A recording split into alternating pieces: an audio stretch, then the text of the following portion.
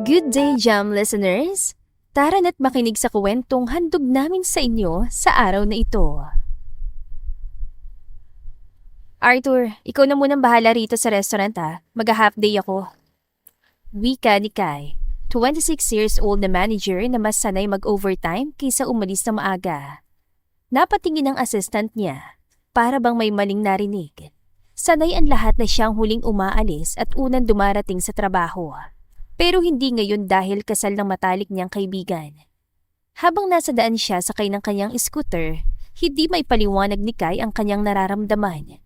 Dapat masaya siya. Dapat excited. Ngunit pakiramdam niya parang may mangyayaring hindi niya inaasahan.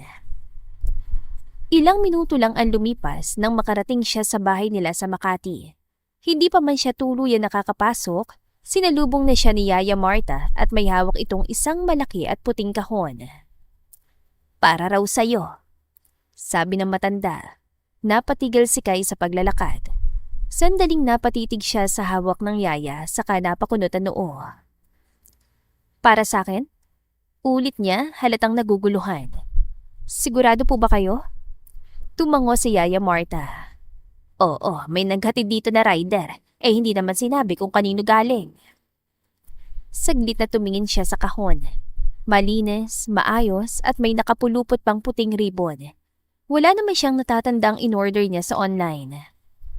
Okay, Yaya. Maingat niyang wika. Ako na pong bahala. Dinala niya ang kahon sa kwarto at binuksan yun. Ngunit nanlaki ang mga mata niya nang bumungad sa kanyang paningin ang isang elegante at mamahaling wedding gown. Sa tabi nito ay may kasamang isang pares ng sandals na kapareho ng kulay ng tela. What the hell is this? Tanong niya sa sarili. Anong klaseng biro to? Sakto naman tumunog ang telepono niya kaya agad niyang dinampot yun nang mabasa ang pangalan ni Reed. Hello? Hello, Babs. May problema eh. Anong problema? Gulat niyang tanong. Biglang nag-backout sa kasal si Laila. Hindi pa raw siya handa dahil sa ngayon mas priority pa niya modeling career niya sa France. Narinig niya ang pag-aralgal ng boses ng lalaki. Alam niyang mahal na mahal ni Reed ang fiancé nito. Abay, gaga naman yung babae na yun eh. Kung kailan mamayang alas 4 ng kasal ninyo, saka pa lang niya sasabing ayaw niya. Babs, tulungan mo ko. Ayoko namang madisappoint si Lolo. Malungkot na wika ng binata. Sinabi ko na sa kanya na huwag nang ituloy ang kasal dahil nag-back out si Laila. Pero ayaw daw niyang mapahiya sa mga bisita. Kailangan ko raw nang gawa ng paraan at kung hindi, ibibigay niya sa pinsan kong pamamahala ng kumpanya. Wala naman akong tiwala kay Rico. Baka malugil ang negosyo na pinaghirapan ng lolo ko. Kaya Babs, please tulungan mo ko. Ikaw na munang pumalit na bride ko, please. Nabigla si Kai sa kanya narinig. Halos mabitawan ng hawak na telepono. Wait, ano? Ako ang magiging substitute bride mo? Tumboy ako ah. Baka nakakalimutan mo yun. Babs, I'm sorry. Pero talagang wala na akong choice eh. So, ikaw pala nagpa-deliver nitong wedding gown at sandals? Yes, Babs. Please, tulungan mo naman ako. Pagsusumamo na lalaki. Kapag na-appoint na ako bilang CEO ng kumpanya, magpapanal kagad tayo, promise. Napabuntong hininga siya. Paano ba niya kakayanin na magsuot ng wedding gown? Since nung college, hindi na siya nagsusuot ng damit na pambabae, mas lalo naman ng sandals. At itong buhok niya, gupit panlalaki dahil pinanindigan na talaga niya ang pagiging tomboy. Napabuntong hininga siya, hindi malaman kung ano ang gagawin. Babs, please. Patuloy na pagsusumamo ni Reed sa kabilang linya. Teka, umiiyak ka ba? Tanong ni Kai na marinig ang pag-ingos na lalaki. Gago, huwag kang umiyak dyan at sasapakin kita. Kung bakit ba kasi in love ka dun sa Laila na yun, hindi ka naman priority. Hindi sumagot si Reed. Patuloy lang sa pagtulo ang mga luha niya. Sobrang masakit sa kanya na hindi siya pinili ng babaeng mahal niya. Ay, Osha, huwag ka na magpaawa effect dyan. Pasalamat ka't kaibigan kita at kung hindi, ewan ko sa'yo. Mariing wika ni Kai. Bahala na, basta darating ako. Pero huwag mo asahan na isang perfect bride na makikita mo ha. Thank you so much, Babs. Hep, pero teka lang ha. Dapat walang media, men. Ayokong mapabalitang kasal ko na to na kahit sa panaginip hindi ko inaasahan. Masusunod, Babs. Mariing sagot na lalaki. Matapos ang tawag, agad na napasalampak sa higaan si Kai. Ilan sandali ang lumipas at may kumatok sa pintuan. Isang makeup artist na kinuha ni Reed para sa makeover niya. Diyos mio, gago talaga yung lalaki yun at may balak pa talagang lagyan ng kolorete ang mukha ko. Bulong niya sa sarili. Napabuntong hininga na lamang siya dahil kahit ayaw niya, hindi niya talaga mahihindian ng kaibigan. Mabilis na lumipas sa mga oras at 3:00 na ng hapon. 4:00 ang nakatakdang oras ng kasal, kaya kailangan na niya makaalis. Maya-maya'y may sasakyang huminto sa tapat ng gate ng kanilang bahay, kaya agad siya napatingin sa bintana. Bridal car? Hindi naman ako sasakay dyan. Usal niya sa sarili. Pagkatapos, dali-daling tinawag si Yaya Marta. Gulat na gulat naman ang ginang na makita siya. Anak, ano nangyari at ganyan ang suot mo? Akala ko ba dadalo ka lang sa kasal ng kaibigan mo? Bakit? Napabuntong hininga siya bago sinabi sa Yaya Marta niya ang totoo. Napahawak naman sa dibdib ang ginang pero parang may kakaibang kislap sa mga mata nito. Matapos makapagpaalam ni Kai, mabilis siyang nagtungo sa garahe. Scooty Pie, handa ka na ba? Tanong niya ng kinakausap ay ang paborito niyang scooter. Huwag ka lang masira at baka hindi tayo makaabot sa unexpected na kasal ko na to. Okay, let's go. At mabilis sa pinaandar ang scooter. Mas komportable kasi siya rito kaysa kotse.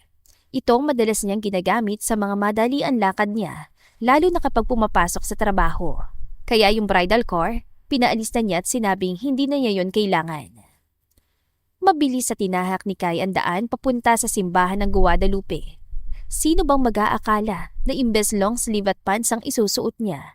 Heto siya't nakasuot ng wedding gown, makeup at artificial hair. At sa unang pagkakataon, hindi siya nakapagsuot ng binder kasi parang ang pangit naman kung nakagown siya pero flat ang dibdib niya. Nang makarating na siya sa simbahan, agad siya naging sentro ng atensyon ng mga tao. Yan ba yung bride ng apo ni Don Ricardo? Narinig niyang tanong ng isang babae habang hinahagod siya ng tingin mula ulo hanggang paa. Uy, ang cheap ha? Sabat naman ng isa. Oo nga, at naka-scooter lang. Hindi man lang binigyan ng kahiyan ng billionaire niyang groom. Anong naka-scooter lang? Bulong ni Kai sa isipan. Mahal kaya to no? Ang baduy ng porma. Tignan niyo nga at naka-rubber shoes lang. Komento ulit ng isa saka ito humagikhik. Pero in fairness, maganda siya ha? Sabi ng pangalawa. Buisit, bumawi nga, wrong term naman. Gwapo hoy, hindi maganda. Mahinang wika ni Kai sa sarili at napatingin sa suot niyang rubber shoes. Ito naman kasing paan niya ayaw mag-cooperate.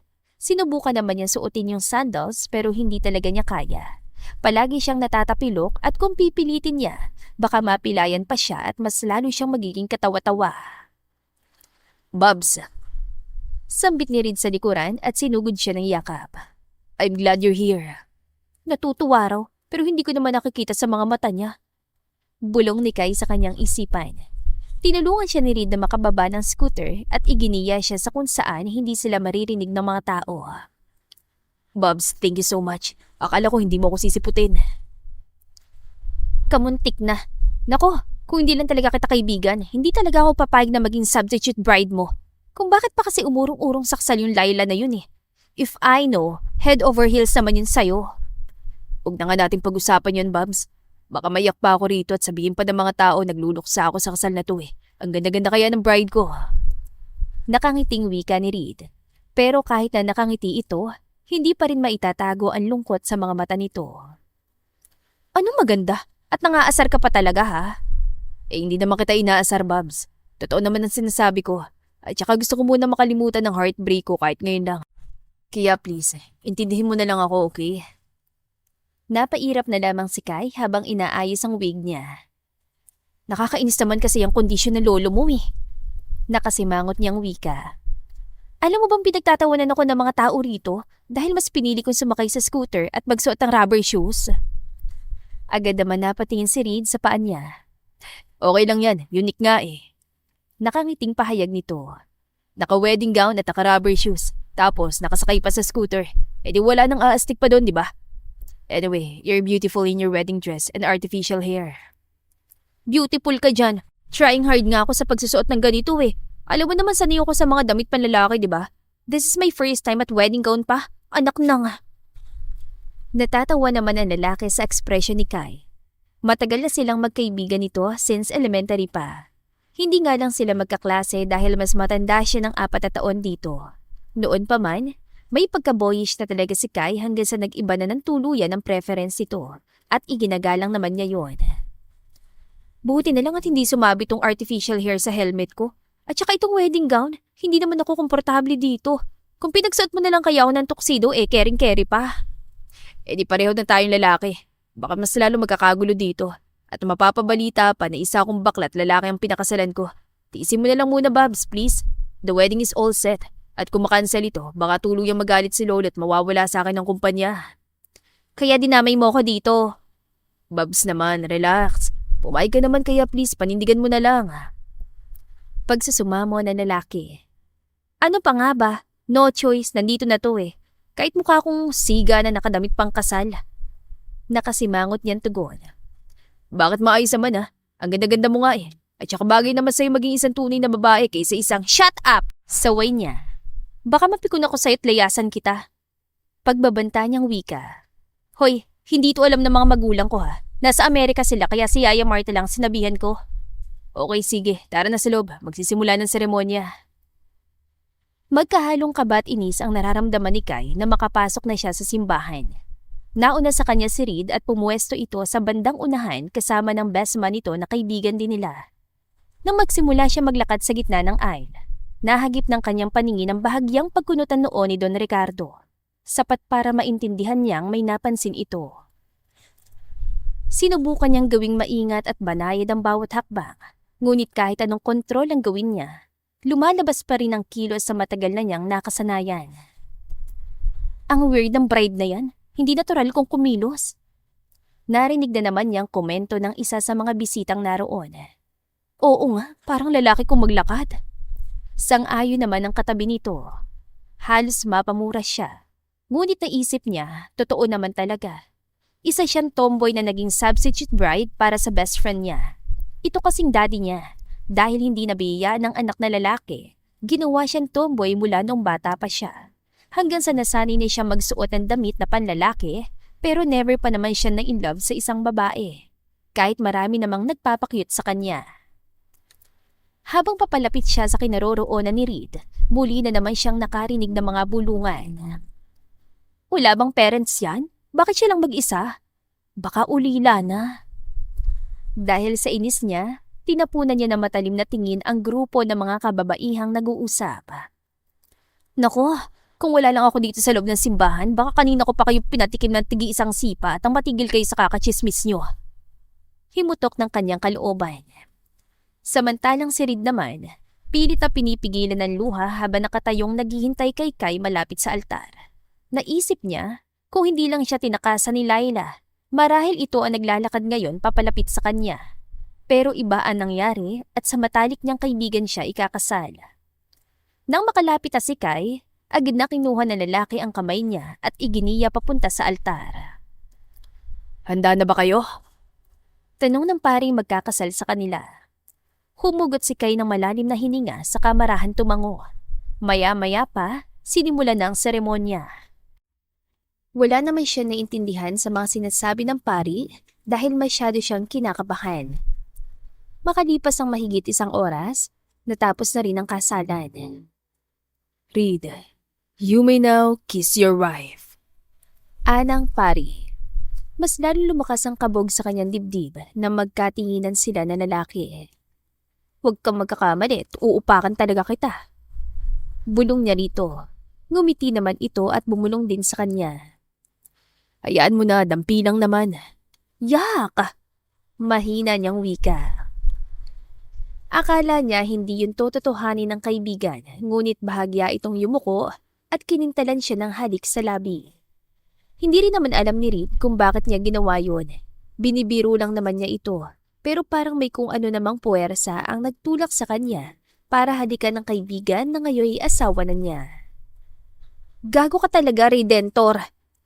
Mahina ngunit tiimbagang na wika ni Kai.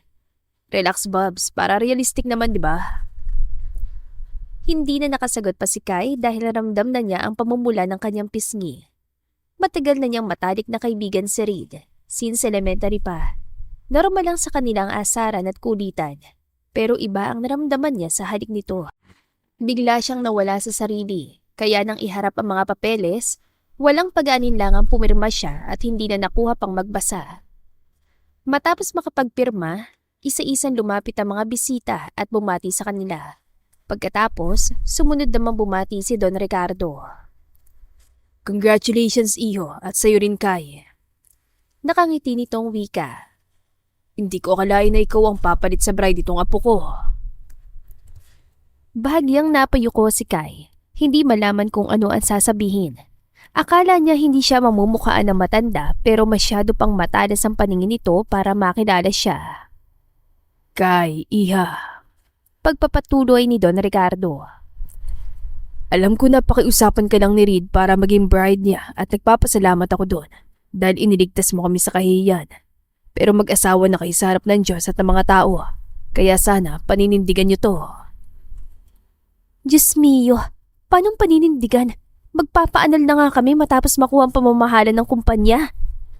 Sigaw niya sa kanyang isipan. O siya, let's have the picture taking. Muling wika na matanda. Napabuntong hininga na lamang siya. Pilit iniaayon ng sarili sa bawat instruction ng photographer. Pagkaraan ng halos isang oras sa picture taking, lumabas na sila ng simbahan. Isa-isa nang umalis sa mga bisita, entourage, pati na rin si Don Ricardo at tumuloy na sa reception. Sa scooter na ako sasakay, Babs. Wika ni Kai na sila na lamang ang naiwan. Sa scooter? Paano naman ako? Di ako lang mag-isang sasakay sa kotse. Reklamo naman ni Reed. Kung gusto mo, umangkas ka na lang sa akin. Kaso wala kang helmet. Ayos lang, ako nang bahala kapag hinuli tayo ng LTO. Pabirong sagot nito. Yung kotse ko ipapasundo ko na lang sa driver ni Lolo. Okay, let's go. Kakandar pa lang ng scooter, ramdam na ni Kai ang mga bisig ni Reed sa kanyang baywang. Napakagat siya sa labi. Pilit binabaliwala ang kakaibang init na gumagapang sa balat niya. Hindi naman ito ang unang beses na umangkas sa lalaki, pero iba ang nararamdaman niya ngayon. Sorry ha, dito ka pa napasakay sa scooter ko. Anya na pilit binabasag ang tensyon. Ayos lang yan, hindi lahat ang bagong kasal nakakotse. At least, memorable. Couple on scooter, sounds unique, di ba? Tumango lang siya habang nakafocus ang atensyon sa daan. Makalipas ang ilang minuto, nakarating na sila sa grand reception. Pagdating nila sa entrance, agad silang sinalubong ng palakpakan at hiyawan ng mga bisita. Ladies and gentlemen, let's all welcome the newlywed couple, Mr. and Mrs. Cervantes. Masiglang anunsyo ng MC. Halos mapakagatlabi siya habang hawak-hawak pa rin ni Reed ang kamay niya. Huwag mo na nga akong hawakan, hindi ako sanay Akbayan mo na lang kaya ako. Pabulong niyang wika. Hindi pwede, Mrs. Cervantes. Awkward naman for the newlywed couple na nag-aakbayan sa isa't isa instead na magkahawak kamay, di ba? Hoy Reed, umayos ka ha, best friend mo pa rin ako. Best friend and wife. Mariing wika na lalaki. Pag-upo nila sa mesa, nagsimula ng mga speeches. Tahimik lang si Reed at parang lumilipad ang isip. Habang nagmamasid lang si Kai sa reaksyon ng asawa. Hoy, ba't ganyan ang aura mo? Tanong niya. Huwag mo sabing naalala mo na naman ang gagamong fiancé. Hindi mo naman ako masisisi, Babs Mahal na mahal ko si Laila, alam mo yun, di ba? Alam ko yun, mahal mo nga siya. Pero ikaw, hindi kanya totoong mahal dahil umalis siya at mas pinili niya yung career niya kaysa sa'yo. Malalim na napabuntong hininga na lamang ang lalaki. Ayusin mo yung tsura mo at kung hindi, lalayasan kita dito. Mariing pahayag ni Kai. Mamaya mo na lang ituloy yung pagiging broken-hearted mo, okay? Nakatingin sila lahat sa atin, baka sabihin nilang may tampuhan na agad tayo. Ay, okay po, masusunod. Ito no, nakangiti na. Halatang fake naman yan, Redentor. At sino may sabing fake ito, Micaela? Aba, at sinabi mo pa talaga ang buong pangalan na pinakaayaw kong mabanggit. Nakasimangot na wika ni Kai. Bigla naman natawa si Reed sa ekspresyon ng asawa. This time, hindi na peke ang tawa niya. Bakit? Ikaw naman ang nauna, di ba? Nakangiti pa rin saad na lalaki. So, gumaganti ka ganon. At sabay silang natawa. Kaya tuloy paniwalang paniwala sa kanila ang mga tao na talagang masaya silang dalawa. Makaraan ng ilang minuto, tumunog ang malambing na musika at agad na in-announce ng MC ang kanilang wedding dance.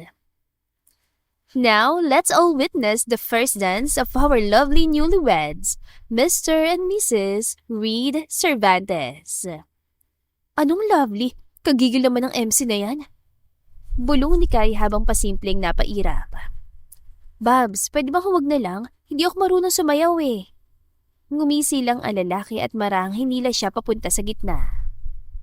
Too late, Babs. Nakafocus na silang lahat sa atin. Kailangan nating magpanggap na sweet couple. Kainis naman. Paano kung maapakan kita? Naiirita niyang wika. Basta, sumabay ka lang sa akin. Habang marahang umaayon ang kanilang mga hakbang sa tugtog, ramdam ni Kai ang init ng mga palad na lalaki sa bewang niya. Hindi niya alam kung dahil sa kaba o dahil sa dami ng matang nakatingin, pero para siyang lalong naninigas. Relax ka lang, Babs. Mahinang bulong na lalaki. Parang hindi ikaw to. Kanina ka pa nag-aangas pero ngayon kasayaw na kita. Para ka namang kuting na naubusan ng tapang. Shut up! Kanina lang din para kang binagsakan ng buong mundo pero ngayon inaasar mo na naman ako. Di ba sabi mo, kalimutan ko na muna ang pagiging broken-hearted ko? Kaya mo ko inaasar para makalimot ka. Ngumiti lang si Reed at iginilid ang ulo ng asawa sa balikat niya. Kaya nagmukha silang sweet couple sa harap ng mga tao. Anong ginagawa mo? Hayaan mo na, tignan mo naman tuwan-tuwa silang lahat, lalo na si Lolo. Napairap lang si Kai, ngunit hindi niya mikakailang nakaramdam din siya ng saya sa puso niya. Matapos silang sumayaw, bumalik na sila sa table. Maya-maya, muli silang tinawag para sa cake cutting and wine ceremony. Diyos ko naman, meron pa palang ganito? Bakit hindi na lang yung kakain na mismong humiwa ng cake? Mahinang reklamo ni Kai. Muli na namang natawa si Reed. Okay lang yun, Babs. Tara na. At hinawakan nito ang kamay niya habang iginigiya siya sa harap. Kahit nanginginig siya, pero wala naman siyang magagawa. Nakikisabay na lamang siya para matapos na. Ilan sandali ang lumipas at nagsimula na ang dinner. Nagpaalam muna siya kay Reed na pupunta muna siya sa restroom. Na makapasok siya, saglit siya napatingin sa salamin. Okay na rin. At least, nag-transform ka Kai, kahit ngayon lang. Anya sa sarili. Paglabas niya, hindi niya akalaing naroon ang kasi ni Reed at halatang nakainom ito. Hindi naman niya ito nakita sa simbahan kanina at bigla na lang sumulpot dito. Hi dear Kaz. Tumango lang siya at nagpatuloy sa paglalakad, ngunit bigla na lamang hinablot ang braso niya kaya agad siya naalarma. Bitawan mo ako ngayon din! Mababa ngunit mariin yan saad. Ngumisi lang ang lalaki habang hinahagod siya ng tingin. Ngayon lang ako nakakita ng isang tomboy na nakadamit pang kasal. Nakangising wika nito. Well, bagay sa iyong maging isang tunay na babae kaysa isang tomboy. Anito at hinaplos pa ang mukha niya. Akmang hahalikan siya ng lalaki ngunit mabilis siya nakailag. Hinilan niya ang braso nito at mabilis na iniikot. Saka sinundan ng isang malakas sa suntok. Napasingap ito sa sakit ng tama sa kaliwang pisngi. Gago ka pala eh! Galit na sambit niya saka mabilis sa tumalikod. Sinikap niyang pakalmahin ang sarili bago bumalik sa mesa. Okay ka lang ba? Tanong ni Reed. Okay lang naman. Medyo may pinatikim lang ako dyan sa hallway. Bakit? May bumasos ba sa'yo? Oo, yung gago mong pinsan. Gusto ba naman akong halikan eh? Di nasa pulisya ng kamao ko. Buti nga sa kanya. Di nakatikim siya ng suntok ng asawa kong astig. Nakangiting wika na lalaki.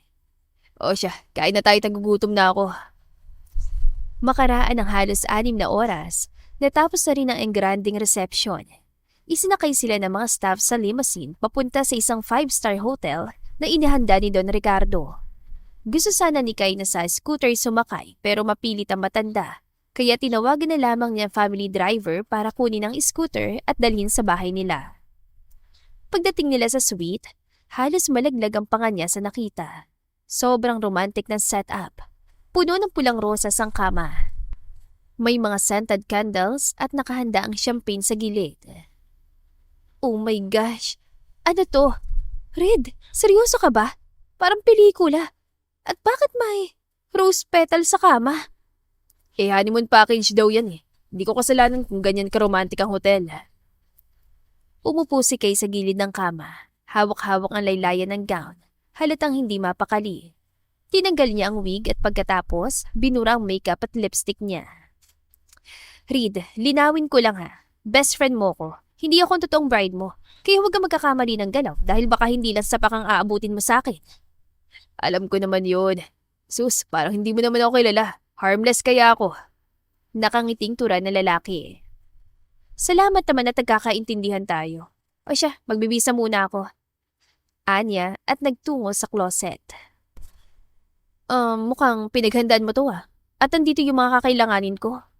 Si Lolo nagpahanda niyan. Ganun ba? Anya at marahan tumango. O siya, tumalikod ka na, Babs. Bakit pa ako tatalikod? Gayong parehas naman tayong lalaki, di ba? Oo nga, lalaki nga ako pero nagkatawang babae kaya please lang tumalikod ka na. At baka kung ano pa makita mo. Ay, sige na nga. Basta bilisan mo lang at baka hindi na ako makapagtiis at malingon kita. Di makikita kung hindi dapat makita. At tumawa na malakas ang lalaki bago ito tumalikod.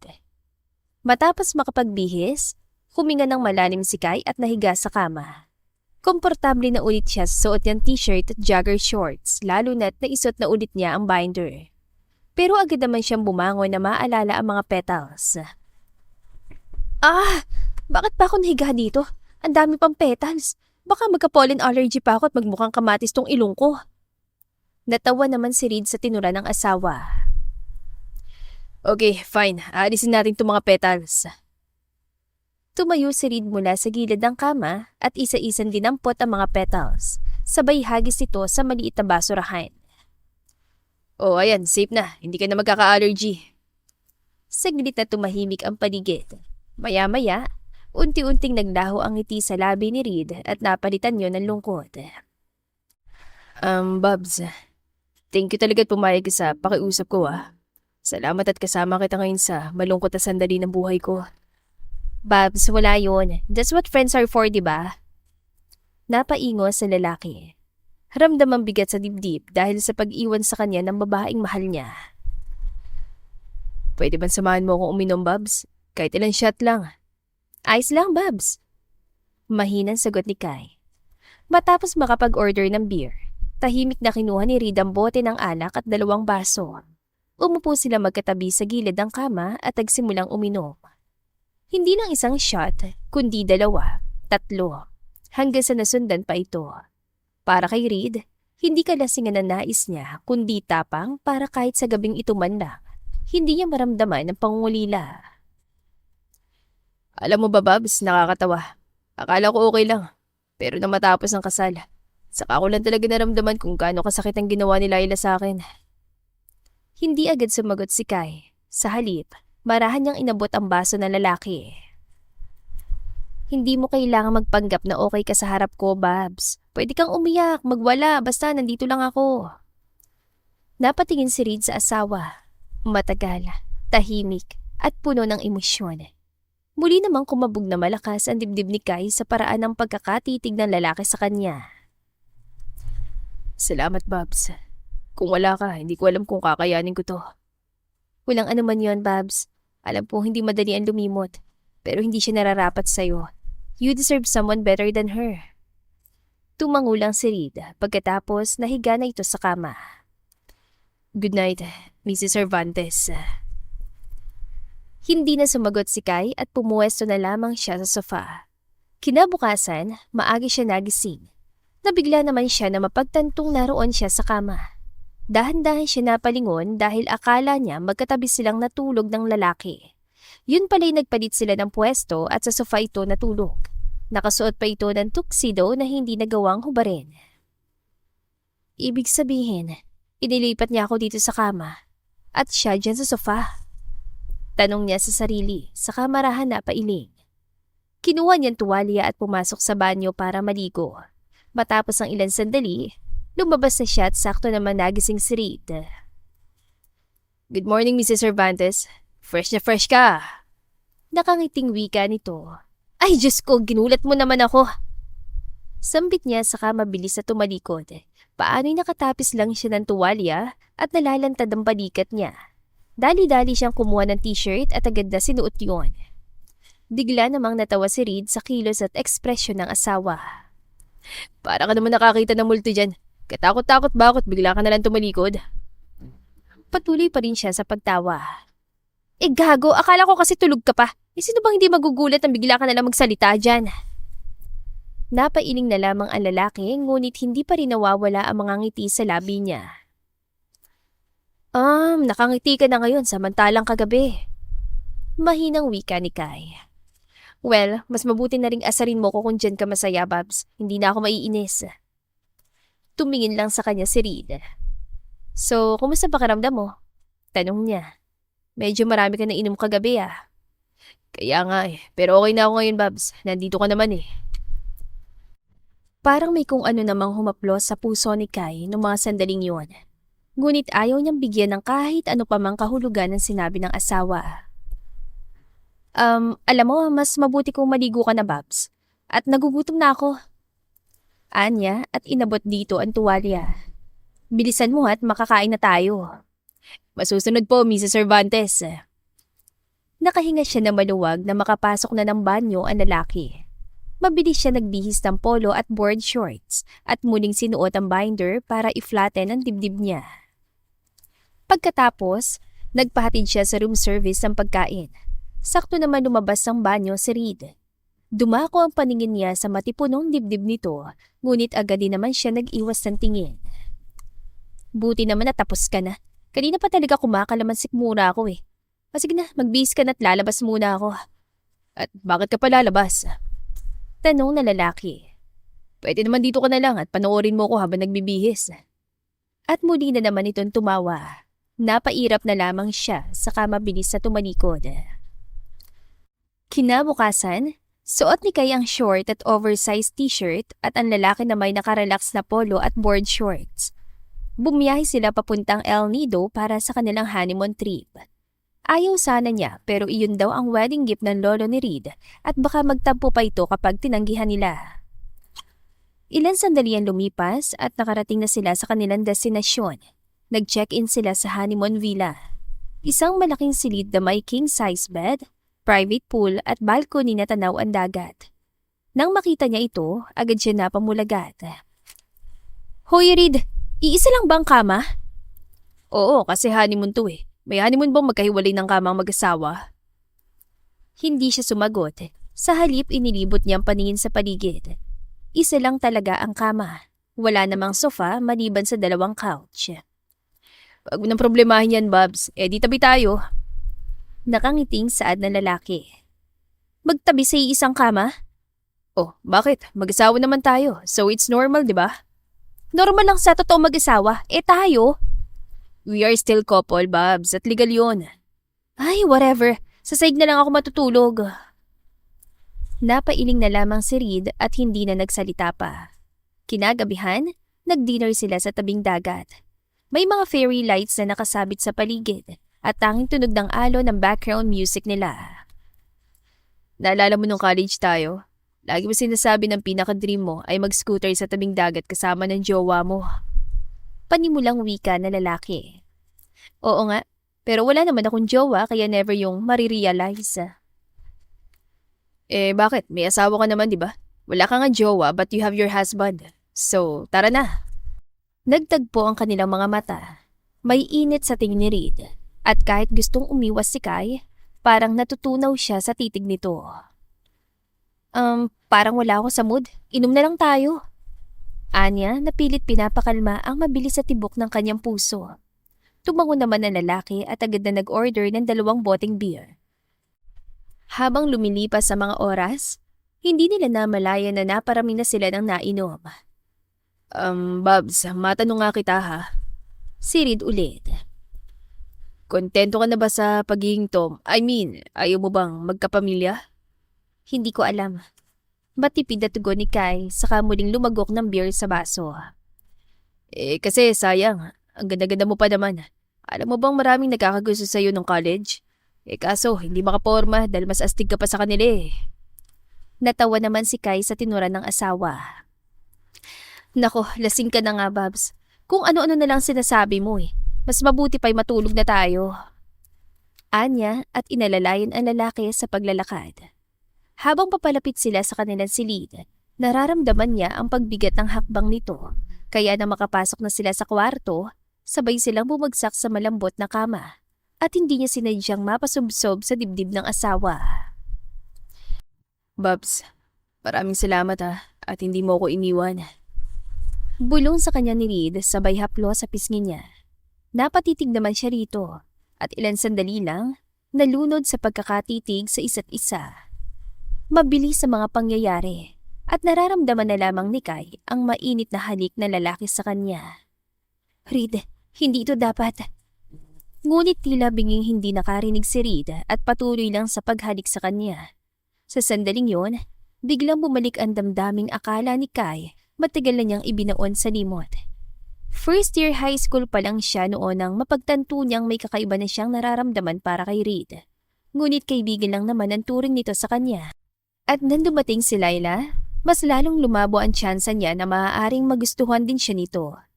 At dahil ayaw naman niyang masira ang friendship nila, pinili niyang kalimutan yon at pinanindigan na lamang ang pagiging isang tomboy. Babs, tama na, bitawan mo ko. Hindi mo alam ang ginagawa mo. Mahina niyang sabi. Please, Babs. Pagsusumamo na lalaki sa isang basag na tinig. Tulungan mo akong makalimot. Ayoko na maalala pa si Laila. Gusto ko na siyang kalimutan. Napansin ni Kai ang mga luha sa gilid ng mga mata ng asawa at alam niya kung para kanino yun. Para sa babaeng hindi naman karapat-dapat sa pagmamahal nito. Babs, sana ako na lang ang mahalin mo. Yun ang sigaw ng puso niya ngunit hindi niya kayang bigkasin. Sa sandaling nagtama ang kanilang paningin, nakahanda na siyang tulungan si Reed na makalimot kahit gamitin pa siya nito at gawing panakipbutas. Nang muli siyang halikan na lalaki, napapikit na lamang siya. Buong puso niyang tinugon yun hanggang sa ito'y lumalim at tuluyan na siyang nadarang sa matinding sensasyon. Marahil dala na rin ang espiritu ng alak na nainom niya, kaya naisuko niyang kanyang sarili kay Reed. Kinabukasan, nagising si Kai at agad na napatikuwas na mapansing wala siyang saplot sa katawan. Diyos ko, ano nangyari? Narip ba ako? Yun agad na naisip niya. Pinilig niya ang kanyang ulo, ngunit bigla na lamang siya nanlumo na maalala ang nangyari kagabi. Napalingon siya upang tignan kung katabi niya si Reed, ngunit wala na doon sa kamang asawa niya. Bigla na lamang siya napaluha, lalo na nang mapansin ang pulang mantsa sa bedsheet. Isa-isa niyang pinulot ang mga damit na nagkalat sa sahig at muling naupo sa kama matapos makapagbihis. Sakto namang bumukas ang pinto at pumasok ang lalaki. Babs, good morning. Gising ka na pala. Mahinang wika nito. Hindi siya sumagot. Ni hindi niya kayang tumingin sa asawa. Lumapit si Reed at tumabing maupo sa kanya. Babs, I'm sorry. Paumanhin nito sa isang garalgal na boses. Hindi kita masisisi kung magalit ka sa akin. Sinamantala kong pagkakataon. Hindi mo kasalanan, Babs. Yun lang ang katagal lumabas sa kanyang bibig dahil bigla na lamang tumulo ang luha niya. Parang may kung ano namang matulis sa bagay ang tumarak sa puso ni Reed. Kinabig niya na yakap ang asawa. Babs, huwag kang umiyak. Asawa mo naman ako, di ba? Ano man ang mangyari, hindi ako alis sa tabi mo. Patuloy lang sa paghikbi si Kai. Sa unang pagkakataon, umiyak siya sa harap ng lalaki. Sa kanilang dalawa, si Reed ang mas emosyonal. Pero ngayon, parang hindi niya mapigilan na maiyak. Ngunit ang makabawi ng sapat na lakas, dahan-dahang kumalas siya sa pagkakayakap. Saka mabilis sa pinahid ang mga luha niya. Babs, kalimutan na lang natin ang nangyari. Pareho lang tayong lasing kagabi. Mariing wika niya. Bumalik na tayo sa Maynila at kailangan ko nang pumasok sa trabaho. Tumango lang si Reed kasabay ng isang malalim na buntong hininga. Pagbalik nila ng Maynila, dumaan muna si Kai sa bahay nila sa Makati para magpalit ng damit. O anak, Akala ko nasa honeymoon ka pa. Biro ni Yaya Marta. Kumusta? Okay lang naman po, Yaya. Dumaan lang ako para magbihis. May pasok pa ako sa restaurant. Sagot niya. Bakit ikaw lang mag-isa? Nasaan ang asawa? Mabilis na inilapit ni Kai ang daliri sa labi. Shh, Yaya, wag po kayo maingay. Baka marinig po kayo ng ibang katulong dito. Tumango naman ang ginang, saka ito nag-iba ng topic. Sa kabilang dako, pagdating ni Reed sa mansyon, sinalubong agad siya ni Don Ricardo.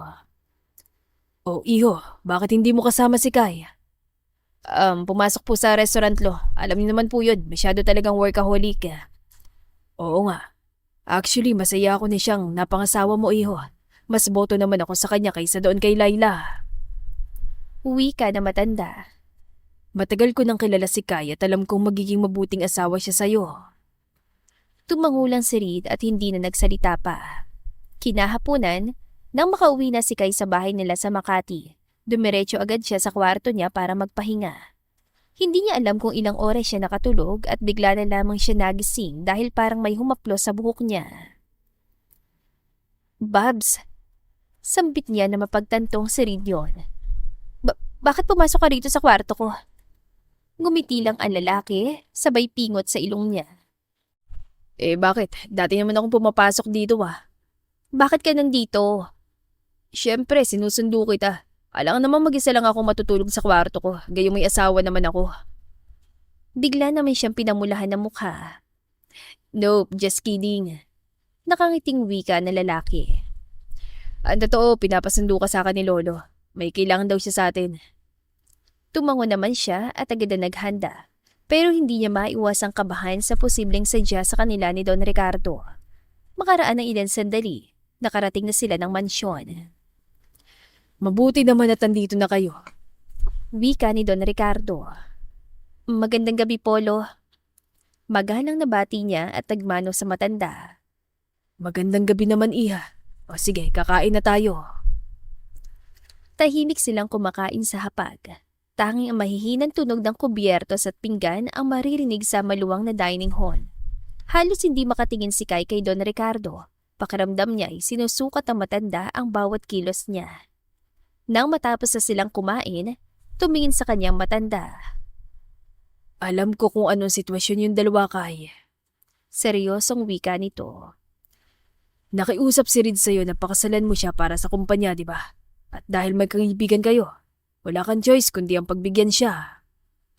Saglit na natahimik si Kai habang nakayuko ang ulo. Anyway, nangyari na ang lahat. At masaya naman ako at ikaw ang napangasawa nitong apo ko.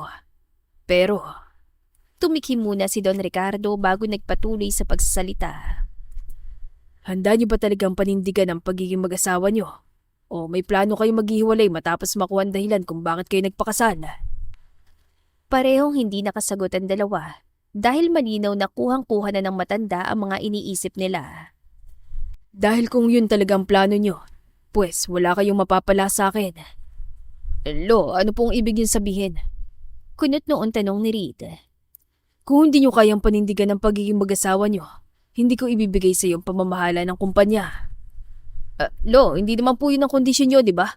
Well, binabago ko na. Kailangan niyo munang patunayan sa akin na tunay talaga kayong mag-asawa at tunay kayong nagmamahalan sa isa't isa. Pero Lo, basta yun na Reed. End of conversation. Mariing wika ni Don Ricardo saka ito tumayo at tumalikod. Samantalang nanatiling nakaupo si Reed, nakapako ang paningin sa papalayong abuelo habang mariing nakakuyom ang mga kamao. Pagsara ng pinto ng silid ni Don Ricardo, bumigat ang katahimikan sa buong mansyon. Dahan-dahang bumuntong hininga si Kai habang nakatingin sa lalaki. Parang mas lalo sila naiipit sa sitwasyon. Alam niyang hindi siya mahal ng asawa at ang nangyari sa kanila kagabi sa El Nido ay bunga lang ng kalasingan. Tapos ngayon, may isang problema na naman dahil nais ng lolo nito na panindigan nila ang pagiging mag-asawa. Babs, alam ko kung gaano kahalaga sa iyong kumpanya, kaya nakahanda pa rin akong gawin ang kondisyon ng lolo mo. Agad siyang hinarap na lalaki at hinawakan sa magkabilang balikat. Babs, marami ka ng sakripisyong ginawa para sa akin, kaya hindi ko alam kung paano pa kita mapapasalamatan. Ayos lang, Babs. Ang importante, makuha mong kumpanya. Napapikit si Reed at malalim na bumuntong hininga. Nako, wag mo na masyadong problemahin yan, Babs. Wika ni Kai kahit ang totoo. Hindi rin niya alam kung kakayanin niya. Gusto lang niyang pagaanin ng kalooban ng lalaki dahil naaawa siya rito. Iniwan na nga ng fiancé at ngayon, pati pamamahala ng kumpanya ay nalagay sa alanganin. Kaya nagpasya siyang titira muna ng pansamantala sa mansyon upang magawa ang kondisyon ni Don Ricardo. Nang sumunod na araw, sabay silang bumaba ni Reed at nagtungo sa hapag. Ngayon ang simula ng pinagkasunduan nilang palabas. Good morning, Pulo! Sabay nilang bati na makaupo na si Don Ricardo sa dulo ng mesa. Saglit na sumulyap ang matanda. Walang reaksyon ngunit parang sinusukat ang bawat galaw nila. Habang kumakain, sinadya ni Reed na hawakan ng kamay ng asawa sa ibabaw ng mesa. Tumikim si Don Ricardo. Sana nga lang totoo yan. Malamig na wika nito. O baka isa na namang palabas. Hindi po. Seryosong sagot ni Reed. Napag-isip-isip lang namin. Why don't we give ourselves a chance, di po ba? Tumango naman si Kai bilang pagsang-ayon sa lalaki. Kailang panindigan niya ang pinagkasunduan nila ng asawa. Kai, Baling ng matanda sa kanya. matanong nga kita. Mahal mo ba itong apo ko? Bahagya siya napalunok ngunit agad din naman sumagot. Opolo, mahal ko po si Reed dahil matalik ko siyang kaibigan. Alam mo hindi yan ang ibig kong sabihin. Mariing wika na matanda. Mahal mo ba siya bilang asawa? Ay, anong klaseng tanong yan? Bulong niya sa isipan. Kahit naman ang totoo, mahal niya talaga si Reed. Pero ayaw niyang malaman ito ang damdamin niya dahil alam din naman niya na hindi ito kayang suklian ng lalaki. Kai, Untag sa kanya na matanda. Opolo. Wala na siyang choice kundi ang mapa-oo na lamang. Hindi naman po siguro ako papayag kung wala akong pagtingin sa apo niyo, di po ba? Tumingin si Don Ricardo sa kanya na tila binabasa ang katotohanan sa sinasabi niya. Nang magkasarilinan sila sa kwarto, para silang biglang naging asiwa sa isa't isa. Hanggang sa si Kai na mismo ang naunang magsalita. Yung tungkol pala sa tanong ng lolo mo kanina. wala yon. Mabilis sa putol ni Reed. Alam kong kailangan lang natin siyang sabayan sa kung ano man ang sasabihin niya. Napalunok si Kai at marahan tumango. Basta, ipinapangako ko sa iyo, Babs, makukuha mong kumpanya. Tumango ang lalaki sabay tapik sa kanyang balikat. Thank you, Babs. Nagdaan ang mga araw, mas lalo sila naging malapit sa isa't isa, lalo na kapag nasa paligid ang matanda. Tuwing almusal, si Reed na nagsasali ng kape sa asawa. Huwag masyadong matapang, Babs, baka hindi ako makatulog mamaya. Mahinang paalala ni Kai. Okay po, mahal kong asawa. Malambing na sagot naman ni Reed. Napatingin si Don Ricardo sa kanila at bahagyang napangiti na waring natutuwa sa mga kilos nila. Isang hapon, nadatan sila nito sa hardin, magkatabing naupo sa swing habang masayang nagkukwentuhan. Sa isa pang gabi, nanonood sila ng TV sa sala. Biglang dumating si Don Ricardo. Hindi pa man sila nakakapwesto, kusa nang napasandal si Kai sa balikat ni Reed. Isang galaw na para sana sa palabas. Pero hindi niya alam kung bakit unti-unti na rin niyang nagugustuhan. Napatingin na lalaki sa kanya. Bahagyang nagulat ngunit lihim namang napangiti. Komportable ka bang ganito? Bulong nito sa tenga niya. May choice ba ako? Nandiyan ang lolo mo, nakatingin sa atin. Kinagabihan, bago sila pumasok ng kwarto, kinausap sila ng matanda. Alam niyo, natutuwa ako sa mga ikinikilos niyong dalawa nito mga nakarang araw. Pero, agad na napatingin si Reed. Pero ano, Polo? Pero parang may mali. Kasi tingin ko sa inyo, pareho ko yung lalaki sa kilos at pananamit. Napakamot ang batok si Kai. Lolo naman! Totoong sinasabi ko, kaya bakit hindi mo subukan magsuot ng damit na pambabae, Kai? Nanlaki ang mga mata niya sa sinabi ni Don Ricardo. Magdamit ng pambabae? Ulit niya parang hinihinga ng kumpirmasyon ng sarili. Oo. Diretso na matanda. Para naman mas kapani-paniwala. Nakagat niya ang pang-ibabang labi niya. Ang hirap ng pinapagawa sa kanya ng matanda. Pag-akyat nila sa kwarto, saka lang siya sumabog. Babs, anong ibig sabihin nun? Magsusot ako ng bestida? Diyos mio naman, hindi ko kaya ang sagwa naman ng tignan. Magdamit pang babae ako, pero boy ka naman ang style ng buhok ko.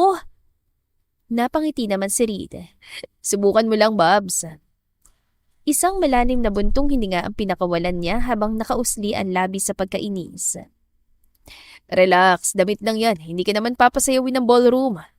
Hindi nga. Kahit naman nakasuot ako ng pambabae, paano naman ang lakad at kilos ko? Pairap niyang wika. Baka next time, iparampa na ako ng lolo mo. Napatitig naman si Reed sa asawa. Babs, I'm sorry. Sobra-sobra ng sakripisyong ginawa mo sa akin. Kaya kung hindi mo na kaya, huwag mo nang pilitin ang sarili mo. Ayoko namang mahirapan ka sa mga kondisyon ni lolo. Mahinang wika ng lalaki. Akala ko kasi noon, kapag natuloy ang kasal, wala na magiging problema. Hindi ko naman ine-expect na bigla na lamang niyang babaguhin ang kondisyon niya. Saglit na natahimik si Kai. Mahal niya si Reed, kaya nakahanda siyang gawin ang lahat para matupad ang pangarap nitong makuha ang pamamahala ng kumpanya. Kinabukasan, lumabas siya ng kwarto suot ang isang hanggang tuhod na bestida at ang artificial hair na sinuot niya nung kasal. Wow! Natigilan naman si Reed nang makita siya. Okay ah. Huwag kang mag-wow dyan. Mariin yan sabi. Parang hindi na nga ako makahinga sa suot ko eh. Babs, masasanay ka rin yan. Sa umpisa lang yan mahirap. At saka bagay naman sa'yo, promise. Hindi na siya nagsalita pa at patuloy lang siyang bumaba ng hagdan habang nakasunod naman si Reed sa kanya. Sakto naman lumabas sa silid si Don Ricardo kaya agad itong napansin ang kakaiba niyang aura. Wow, ganyan dapat. Buong paghangan sambit ang matanda. Pilit nang umiti si Kai. Mas bagay sa'yo nakabestida, iha, kaysa nakasuot ang damit panlalaki. Dagdag pang sabi nito. Hindi siya sumagot, ngunit hindi niya maiwasang makaramdam ng tuwa sa kanyang puso dahil sa mga papuri nito. Pagbalik nila sa kwarto, agad niyang hinubad ang kanyang bestida saka nagpalit ng damit na komportable. Ay nako, nakakapagod talaga magpanggap no. Tipid ang umiti si Reed. But honestly, tama naman si Lolo. Mas bagay sa'yo nakabestida kaysa nakadamit panlalaki. Naku, at nambola ka pa talaga. Hindi naman kita binobola eh. Depensa ng lalaki. Cute ka naman talaga, Babs. Naku, ang sabihin mo, mas cute ako pag nakasuot ang panlalaki, no? Mariin niyang pahayag. Napailing na lamang si Reed. 3 linggong lumipas at nagpatuloy pa rin sila sa pagpapanggap. Hanggang sa isang umaga, habang kumakain sila ng almusal, biglang nagsalita si Don Ricardo. Iho, I think it's about time na ibibigay ko na sa iyong pamamahala ng kumpanya. Talaga po, Lo? Halos hindi makapaniwala si Reed sa kanyang narinig. Yes, you heard it right, Iho. Sa makalawa, silver anniversary ng kumpanya at doon kita ipapakilala sa kanilang lahat. Si Kai naman ng mga sandaling yon, hindi niya alam kung ano ang mararamdaman. Masaya siya dahil sa wakas, matutupad na rin ang pangarap ni Reed. Ngunit hindi rin niya maiwasang malungkot sa isiping doon na rin magwawakas ang kanilang pagsasama, gaya ng kanilang napagkasunduan. Magandang balita po yan, Lo. Nakangiti niyang wika saka bumaling sa asawa. Masaya ako para sa iyo, Babs. Ngumiti naman si Reed, baka sa mukha ang saya at excitement. Salamat, Lo. Hindi ko kayo bibiguin. Nakita kong pinanindigan yung dalawa ang pagiging mag-asawa at nararamdaman kong totoo yun. Muling saan ni Don Ricardo. Paano naging totoo? Nagpapanggap lang naman kami. Sigaw ni Kai sa kanyang isipan. Sana nga lang ang kasunod nito ay pagkakaroon ko na ng apo sa tuhod. Bigla naman siyang kinabahan sa sinabi ng matanda. Marahil hindi sila magkatabing matulog ni Reed sa kwarto, pero may nangyari na ng isang beses sa kanila sa El Nido, kaya posibleng magkatotoo yun.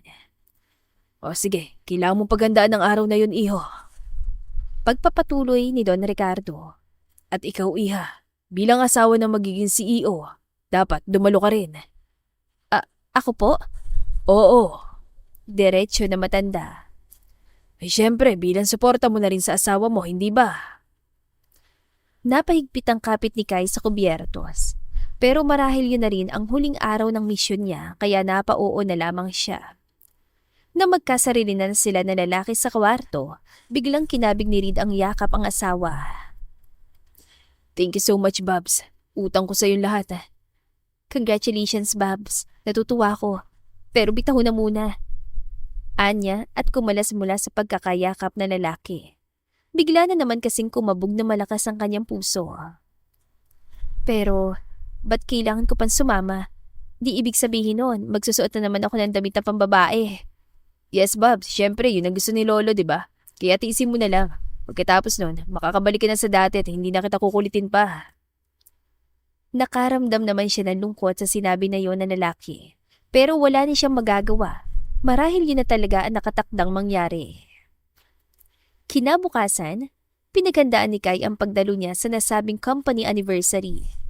Habang abala si Reed sa pakikipag-usap kay Don Ricardo, naging abala rin siya sa pag-practice kung paano magsuot ang sandals. Ilang ulit niya sinubukan at ilang beses din siya natatapilok. Ay, buwisit naman. Mura niya sa sarili. Hindi ka pwedeng sumuko, Kai. Nagpatuloy siya hanggang sa unti-unti na ring nag-cooperate ang mga paan niya. Samantalang hindi naman mapigil ni Reed ang nararamdamang excitement. Sa wakas, patutupad na rin ang pangarap niyang maging CEO ng kumpanya. Hanggang sa dumating ang araw na pinakahihintay niya. 6:30 pa lang ng gabi, handa na siya. Suot ang bagong bili niyang mamahaling business suit. Si Kai na may hindi mapakali habang nakatingin sa harap ng salamin. Last na to.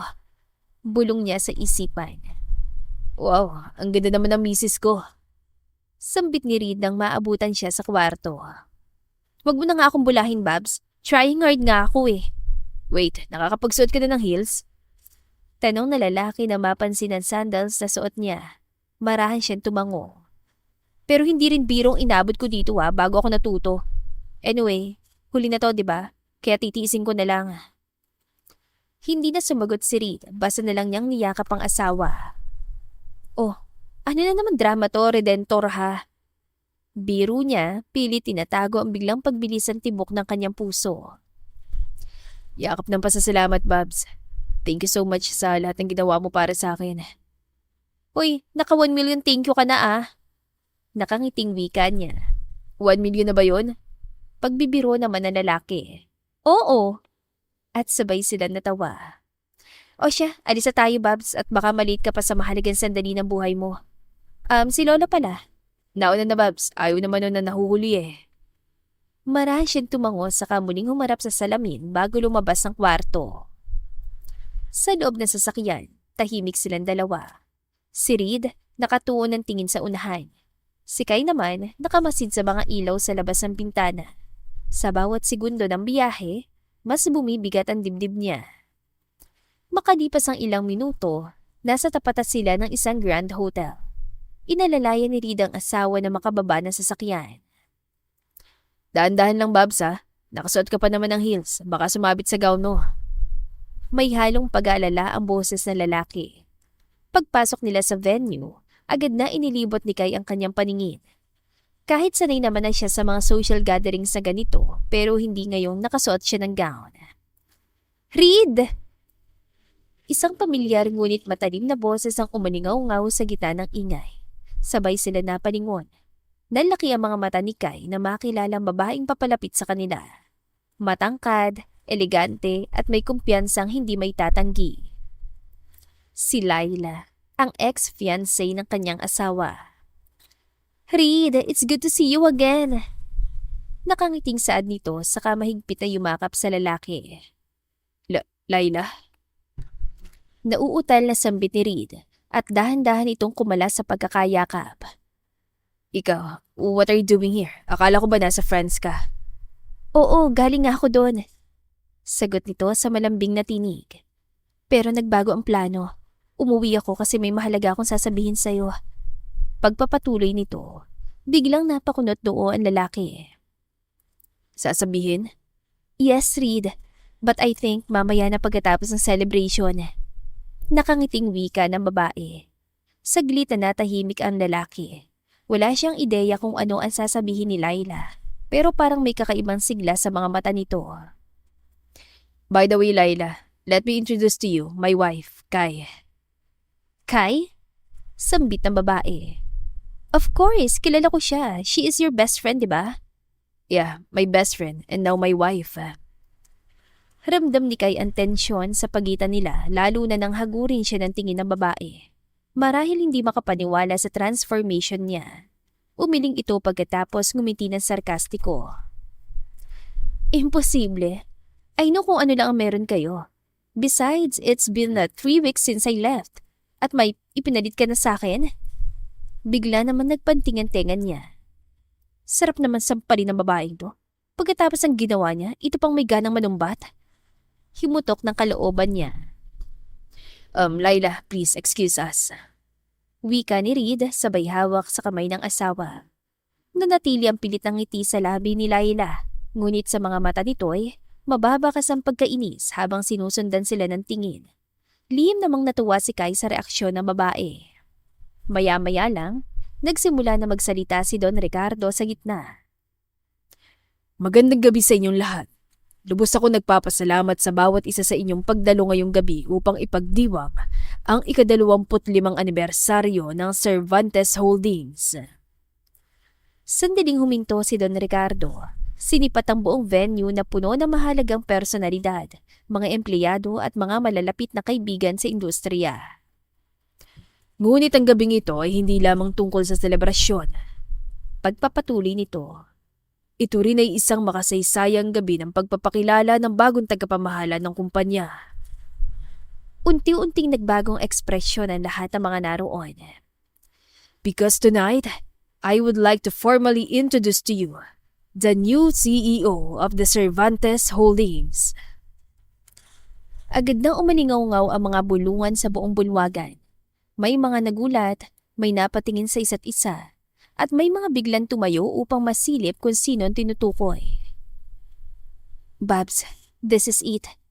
Bulong ni Kai sa asawa. Ngumiti si Reed, baka sa mukha ang labis na kaligayahan. I already referred this to the board members and I got their approval. Muling saad ni Don Ricardo. Isa pa, matanda na rin ako kaya panahon na para ipagkatiwala ko sa aking apo ang pamamahala ng kumpanya. Huminga ito ng malalim bago nagpatuloy sa pagsasalita. Ladies and gentlemen, let me introduce to you the new CEO of Cervantes Holdings. He is none other than my grandson, Mr. Redentor Buenaventura Cervantes. Sa sandaling bigkasin ni Don Ricardo ang pangalan, tila sumabog ang buong bulwagan sa palakpakan. Dahan-dahan tumayo si Reed. Pilit pa ring pinapakalma ang sarili. Inayos niya suot na business suit bago humarap sa entablado. May mga humanga, may mga nagulat, at may mga napabulong habang sabay-sabay na tumingin sa direksyon niya. Pag-akyat ng lalaki sa entablado, iniabot ni Don Ricardo ang mikropono sa apo at marahan tinapik ang balikat ito. 1 kilos na puno ng tiwala at pagmamalaki. Thank you, Lolo. Wika ni Reed at bahagyang yumuko bago humarap sa mga panauhin. Good evening, everyone. It is truly an honor to stand before you tonight. Saglit siyang tumigil saka muling nagsalita. I promise to lead Cervantes Holdings with integrity, innovation, and respect for the people who built this company. I may be young, but I am ready. Muling lumakas ang palakpakan. At walang mapagsisidla ng tuwang nararamdaman niya sa mga sandaling yon. Dumako ang mga mata niya sa kinaupuan ni Kai at nagkatinginan sila. Ngumiti si Kai nang salubungin ang titig ng asawa. Sa wakas, natupad na rin ang pangarap nito. Nang makababa na ng entablado si Reed, tumayo si Kai para salubungin ito. Congratulations, Babs! You finally made it! Nakangiting wika niya saka yumakap sa asawa. Salamat, Babs. Hindi ko ito magagawa kung hindi dahil sa tulong mo. Nang sumunod na mga sandali, naging abala si Reed sa pakikipag-usap sa mga kasamahan ng lolo niya sa negosyo. Ngunit bigla naman lumapit si Laila at yumakap sa kanya. Reed, congratulations! Masiglang bati ng babae saka ito bumulong sa kanya. I have something very important to tell you, but not here. Na-curious naman siya kung ano ang sasabihin nito, kaya sumunod na lamang siya dito nang hinila nito ang braso niya papalabas ng bulwagan. Nang makarating na sila sa isang tahimik na bahagi ng hotel, agad na nagtanong si Reed. Anong pag-uusapan natin, Laila? Imbes na sumagot, bigla siya niyakap ng babae at hinalikan sa labi. Laila, stop it! Saway na lalaki, sa kamarahan niya itong itinulak palayo. Reed, alam ko malaki ang kasalanan ko sa'yo at nagsisisi ako sa ginawa kong pagtalikod sa kasal natin. Patawarin mo ako, Reed. At nagsimulang humikbi ang babae. Laila, tapos na yun. Hindi pa tapos, Reed. Dahil mahal kita at ngayon ko lang na-realize hindi ko pala kayang mabuhay nang wala ka. At bigla itong napahagulgol. It's too late, Laila. May asawa na ako. Reed, no. Hindi pa huli ang lahat. Dinadala kong anak mo kaya magsimula tayo ulit. Mariing wika ni Laila saka muling siniil ng halik ang lalaki. Iyon ang eksenang naabutan ni Kai. Hinanap niya kaninang asawa matapos niyang pumunta sa restroom pero hindi na niya ito makita. Kaya sinubukan niya maglakad at iyon ang bumungad sa kanyang paningin. Biglang sumikip ang dibdib niya pero nais niyang marinig ang pag-uusap ng dalawa kaya bahagya pa siyang lumapit at nagtago sa isang marmol na pader. What? Buntis ka? Parang isang bombang sumabog sa pandinig niya ang salitang binitiwan ni Reed, lalo na nang kumpirmahin ng babae ang tanong na yon. Biglang tumulo ang luha niya sa masakit na katotohanan yon. Dali-dali siyang lumayo at muling tinungo ang restroom. Bakit? Bakit ganito? Mahina niyang bulong sa sarili kasabay ng impit na paghikbi. Akala niya tuluyan na niyang nakalimutan ang nararamdaman niya para kay Reed. Pero hindi pala. Mahal pa pala niya ito, higit pa sa isang kaibigan. Hindi ito maaari, Kai. Hindi ka mahal ng asawa mo. Si Laila lang ang mahal niya kaya kailangan mo nang tanggapin na hanggang magkaibigan lang talaga kayo. Umiingos na aniya sa sarili. Ilan sandali siyang nanatili roon. Sinikap na payapain ang kanyang kalooban. Hanggang sa unti-unting kumalma ang tibok ng puso niya. Marahan niyang pinunasan ng mga luha. Hinaplos ang pisngi na namumula, saka huminga ng malalim. Kaya ko to. Bulong niya sa isipan. Paglabas niya ng restroom, hindi pa man siya tuluyan nakakabawi. Bigla siya napahinto. Nasa tapat ng pinto si Reed. Nagkatinginan sila. Isang saglit na katahimikang puno ng katanungan. Babs. Agad na sambit ni Reed, puno ng pag-alalambo sa sito habang nakatingin sa kanya. What's wrong? Bahagyang umiti si Kai. Pilit na pinapatatag ang boses. Wala naman. Bakit ka nandito? Nakita kitang pumasok dito, kaya hinintay na lamang kita lumabas. Babs, umiiyak ka ba? Muling tanong na lalaki habang matama nakatingin sa kanya. Napailing siya at agad na umiwas ang tingin. Ha? Hindi naman. Mabilis niyan sagot. Napuwing lang ako. Saglit na natahimik si Reed. Halatang hindi kumbinsido sa sagot ng asawa. Bigla siyang kinutuban na baka nakita nito ang paghalik ni Laila sa kanya kanina. Babs, kilala kita. Alam kong hindi ka okay. Napasingap si Kai. Naramdaman niya ang init ng tingin ng lalaki na parang binabasa ang bawat galaw at ekspresyon niya. Okay lang talaga ako, Babs. Pilit niyang pinasisigla ang boses. Mas pinili na lamang niyang iliman lahat kaysa sabihin niya ang totoo. Ayaw naman niyang kaawaan siya ng lalaki kapag nalaman nito ang damdamin niya. Alam niyang mahal na mahal pa rin ni Reed si Laila at hindi na mababago yon, lalo na ngayong magkakaanak na sila. Babs, sorry, pero pwede bang mauna na akong umuwi? Gusto ko na magpahinga. Pagdadahilan niya. O sige, sabay tayo. Magpapaalam lang ako kay Lolo. Hindi na, Babs. Baka kailangan ka pa rito. Marami pa yata kayong pag-uusapan ng mga businessmen at executives. Basta, hintayin mo ako rito at sabay tayong uuwi. Mariing wika ni Reed saka muli itong pumasok sa loob ng bulwagan para magpaalam kay Don Ricardo. Ilang minutong lumipas bago bumalik ang lalaki. Tara na. Maikling sabi nito sabay abot sa kamay niya. Tahimik ang biyahe pa uwi. Walang nagbukas ang usapan. Tanging ugong lang ng makina at bigat ang mga salitang hindi masabi ang namamagitan sa kanila hanggang sa makarating sila ng bahay. Nang makapasok na sila ng kwarto, hindi na nakatiis pa si Kai at siya nang una nagsalita. So, paano Babs? Mission accomplished na, di ba? Pilitang ngiting namutawi sa kanyang labi. Kaya maghihiwalay na tayo. Parang gusto niyang maiyak sa sinabi niya. Hinarap siya ni Reed at matamang tinignan. Yan ba talagang gusto mo, Babs? Mahinang tanong nito. Bakit? May maasahan ba tayo sa pagsasamang to? Di ba wala, Babs? Sandaling natahimik si Reed dahil hindi rin niya alam ang sagot. Iniisip kasi niyang kalagayan ni Laila lalo na't buntis ito. Gusto niyang bigyan ng isang buong pamilya ang magiging anak niya.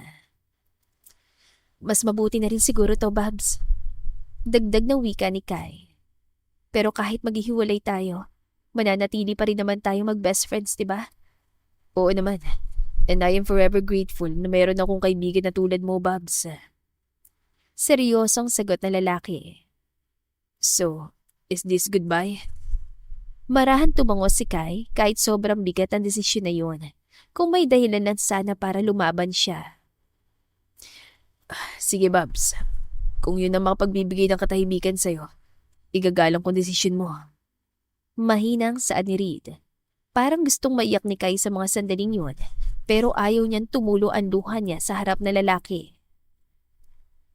Salamat, Babs. Mahinang sabi niya. Pero hintayin mo munang annulment ng kasal natin sa kakamag-asawa ulit ha, at kung hindi, bubugbugin kita. Dinaan na lamang niya sa biro ang huling sinabi kahit ng totoo. Halos sumabog na ang puso niya sa sobrang sakit. Tumangula si Reed, saka dahan-dahang nagtungo sa pintuan. Magpapahinga na ako sa kabilang kwarto. Sandaling tumigil ang lalaki. Good night, Babs. Good night. Halos pabulong na wika niya. Nantuloy ang magsarang pinto, doon na lamang bumigay si Kai at hinayaan ang mga luhang kanina pa niyang pinipigilan. Paalam, Babs. Kung maaari ko lang sanang turuan ang puso mo para ako na lang ang mahalin mo. Humihikbing usal niya sa sarili. Samantalang si Reed naman, hindi maiwasang mapaluha. Dapat masaya siya dahil kapag naghiwalay sila ni Kai, malaya na niyang makakasama si Laila. Pero iba ang nararamdaman niya sa kanyang puso. Sa kabilang dako naman, bumalik na si Kai sa dating buhay niya, maging sa kanyang kilos at pananamit.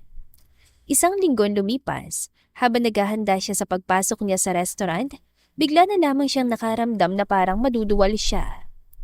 Dali-dali siya nagtungo sa banyo at sumuka ng sumuka. Diyos ko! Bulong niya sa sarili habang iniisip na posibleng buntis siya. Hindi pa naman siya dinatna ng buwan ng dalaw. Hindi muna siya pumasok sa trabaho at nais muna niyang makumpirma ang kalagayan niya. Tamang ang hinala niya. Matapos makitang 2 pulang guhit sa pregnancy test. Nanginginig ang buo niyang katawan at hindi niya malaman ang gagawin. Hanggang sa naisip niya na kailangan niya itong ipaalam kay Reed. Nagpunta siya sa mansyon ng mga Cervantes. Mas pinili niyang sumakay sa kotse kasi ayon sa mga narinig niya, hindi raw safe sa isang buntis ang sumakay sa scooter. Ngunit pagdating niya doon, isa palang napakasakit na tagpo ang maaabutan niya. Si Reed at Laila, magkatabing nakaupo sa swing at napakasweet ng dalawa. Napaatras siya, kasabay ng pagtulo ng kanyang mga luha. Ngunit bago pa siya tuluyang makalayo, nakita na siya ng lalaki. Kai, mahinang sambit ito. Babs, sandali lang! Mabilis siya nitong hinabol. Babs, magpapaliwanag ako. Bakit, Babs? Ano ipapaliwanag mo? Na hindi mo na kayang hintayin ang annulment natin at kailangan mo nang makasama si Laila? Mababa ngunit mariin niyang wika. Babs, hindi naman yun ang ibig kong sabihin eh. Okay lang, Babs. Naiintindihan ko naman kung ano lang ako sa buhay mo. Pero sana naman, hinintay mo muna ma-annul ang kasal natin saka mo ipamukha sa akin na wala akong halaga sa'yo. Maliban sa kaibigan mo lang ako. Madamdamin niyang wika saka mabilis na sumakay ng kotse. Sa gitna ng kalsada, sabay-sabay bumuhos ang bigat ng lahat. Ang selos at ang masakit na katotohanan, wala talaga siyang puwang sa isang pagmamahal. na higit pa sa isang kaibigan. Patuloy sa pag-agos ang kanyang mga luha, kaya nanlabo ang kanyang paningin. Hanggang sa marinig na lamang niya ang isang malakas sa busina. Huli na para makapagpreno at dahil hindi siya ganoon kasanay magmaneho ng kotse, napakabig siyang bigla sa manibela at bumangga siya sa isang pader. Samantala, tila binagsakan ng langit si Reed nang malaman ng sinapit ang asawa. Nanlamig ang buong katawan niya at saglit na nawala ang lakas sa kanyang mga tuhod. Nasabihin ng doktor na ligtas sa sikay sa panganib. Nakahinga siya ng maluwag, ngunit bigla na lamang siyang napaluha nang malaman niyang dinadala pala nito ang anak niya. Babs, I'm so sorry. Hindi ko mapapatawad ng sarili ko kung may nangyaring masama sa inyong dalawa ng anak ko. Emosyonal niyang wika habang mahigpit na yakap ang asawa. Bahagyang napakunot noo si Kai. Alam mong buntis ako? Tumango ang lalaki sa kaginagapang kamay ng asawa at dinala yon sa kanyang mga labi.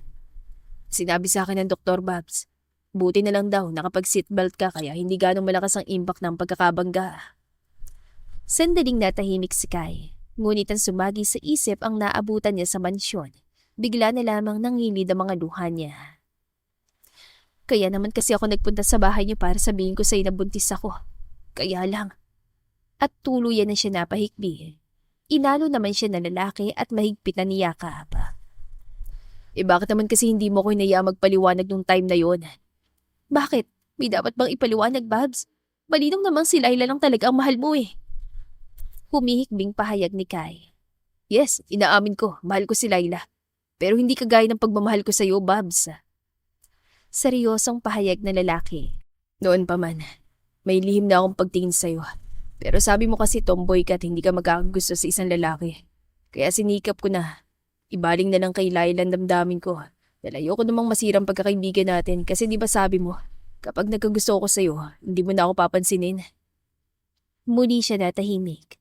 Sinabi nga niya yun noon bilang defense mechanism dahil ayaw niyang malaman ni Reed ang feelings niya. Babs, mahal na mahal kita. Higit pa sa isang kaibigan. Kaya hindi na ako papayag na maghihiwalay tayo. Mariing wika na lalaki. Pero paano naman si Laila? Di ba buntis siya? Hindi ko anak ang ipinagbubuntis niya. Mariing saad ni Reed. Pinaniwala niya kung may nangyari sa amin nung minsang nalasing ako. Pero di mo ako nagpa-imbestiga. Hindi ako ama ng bata kundi ang pinsan ko si Rico. Kaya pala gusto niyang bumalik sa akin dahil may plano silang dalawa.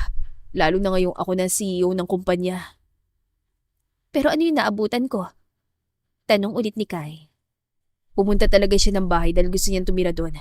At para hindi niya malaman na naghinala na ako tungkol sa ipinagbubuntis niya, pinigagan ko na lamang siya magstay doon para malaya ko ring maisagawa ang DNA paternity testing. Sinabi ko yun kay Lolo kaya tinulungan niya ako sa investigasyon. Sana malinaw na sa iyong lahat, misis ko. Nakangiting pahayag na lalaki. Ngayon, tell me kung anong nararamdaman mo. Masakit at mahapdi pa rin ang mga gasgas at galos ko, Babs. Hindi naman yun ang ibig ko sabihin eh. Nakasimangot ang wika ni Reed. Sabihin mo kung mahal mo rin ako. Bahagyang napangiti si Kai. Mahal na mahal kita, Babs. Matagal ko ring inilihim to dahil akala ko kaibigan na talagang turing mo sa akin. At dahil ayoko namang masirang friendship natin, sinikap kong kalimutan ng feelings ko sa'yo at palabasing isa talaga akong tomboy. At muli na naman tumulo ang luha niya. Pero kahit anong pilit ko, mahal talaga kita eh. Mahal kita, Babs, kahit gago ka. At bakit may gago pa? Okay na sana eh. Bakit talagang pa naggago? Dahil ginawa mo pa akong substitute bride. May paawa effect ka pa. Ba't hindi mo na lang diretsang sinabi sa akin na mahal mo ko at gusto mo ako maging asawa? Ilang segundo silang nagkatinginan sa isa't isa bago sabay na napahagikik ng tawa. Sa pagitan ng mahinang halakhak at natitiran luha, marahang hinaplos ni Reed ang pisngi ni Kai at sinandal ang noo dito. Sa kabila ng gulo, sakit at maling simula, malinaw na ngayon ang isang bagay. Hindi aksidente ang kasal na yun at hindi rin pagkakamali ang pagmamahala nila. Matagal man sila nagkaaminan ng totoong damdamin, ngunit sa huli, pinili pa rin nila ang isa't isa, hindi lang bilang magkaibigan, kundi bilang mag-asawang nakahandang harapin ang bukas na magkasama. At dito na po nagtatapos ang ating kwentong pag-ibig. Maraming salamat po sa pakikinig. To God be the highest glory. Hanggang sa muli. Paalam!